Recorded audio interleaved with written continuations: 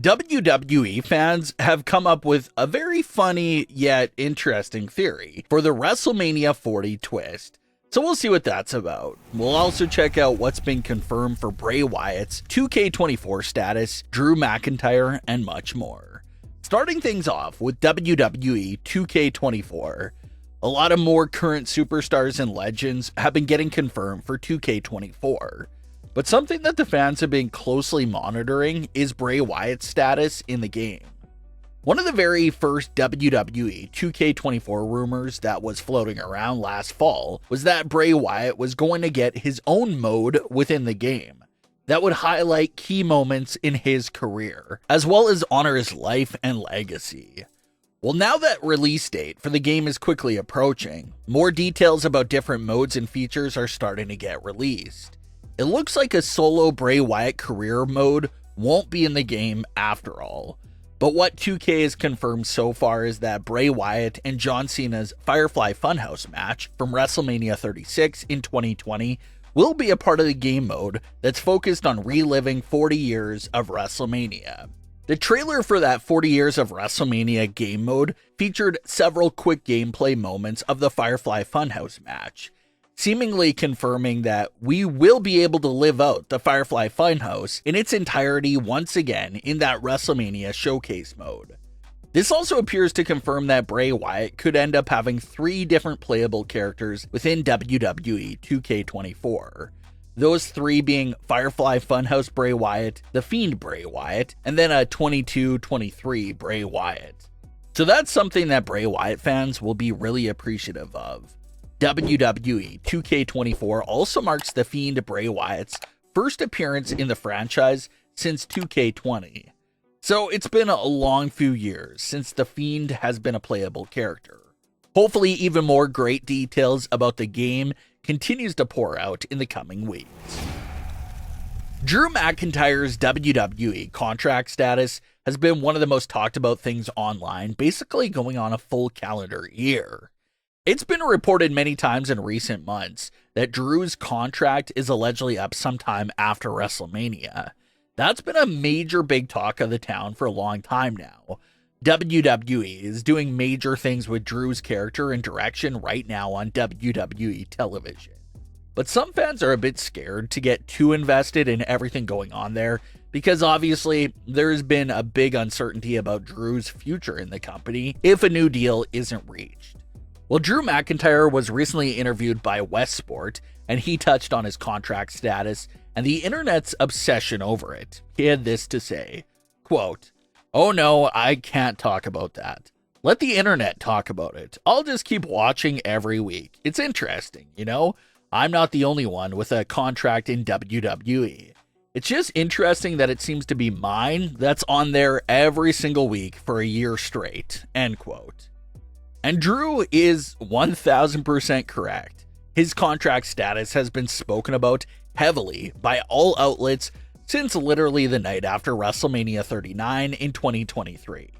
So it's probably an exhausting conversation for both Drew and the fans to hear about at this point. But Drew is right. He's not the only superstar with an expiring contract. It was reported just a few weeks back that Seth Rollins and Becky Lynch's deals are allegedly set to expire around the midpoint of the year as well. But even their contract status doesn't get talked about nearly as much as Drew's does. But while we're on the topic, the latest update to Drew's status is that he's allegedly happy with his direction in WWE, and that both sides are reportedly willing to make a deal happen, but that no agreement has been actually met so far. A big update to his contract status should definitely start coming out after WrestleMania. Now let's get into one of the more insane fan theories for WrestleMania 40 that may be reaching just a bit. There's a lot of theories going around for the outcome of WrestleMania 40's main event, because obviously a lot of different things can happen. Roman can retain, Cody can win the title, The Rock can help Roman, he can help Cody. So just so many different possible twists for that outcome. But the fans have come up with quite a silly yet intriguing new theory. with Seth Rollins spending the last few weeks vouching to be by Cody's side and vowing to help him balance out the odds against the newly reinforced Bloodline. Some fans have suggested the idea of Seth Rollins being the one to turn on Cody Rhodes and cost him the match against Roman Reigns. And as insane as that sounds, some fans are making the case for it. First of all, you have Seth Rollins and Roman Reigns' history with each other in the Shield, all the way up to early 2022, when they first met for the Universal title in a match that ended in no contest. So maybe this twist here wouldn't be more on Seth coming to Roman's aid, but more of Seth being jealous of Cody's spot and not enjoying how Cody and Roman both belittled his title on the road to WrestleMania. Cody turned down a match against Seth Rollins for the world title multiple times, and never really seemed like he actually considered choosing Seth Rollins. Seth has said on Raw that he's taken no offense to that fact, but what if he did? Seth could spoil Cody's moment and the match simply out of spite for what Cody and Roman made his world title look like in recent months. Also, you can't forget that Cody Rhodes embarrassed Seth Rollins in 2022 with 3 straight premium live event losses that Seth never got him back for. So is that still in Seth's mind? He knows he's the world champion. But could 3 losses to someone who was just walking in the door from AEW at the time still bother him? And not only that, but what if Seth Rollins really feels like dethroning Roman Reigns was his job to do? Seth went on this mission to dethrone Roman in early 2022, several months before Cody even returned to WWE. And Seth never got a fair shot at that mission because the match ended in no contest, with no follow-up ever coming after that result. So if Seth does decide to turn on Cody Rhodes, it can literally be due to a combination of everything we just listed and talked about.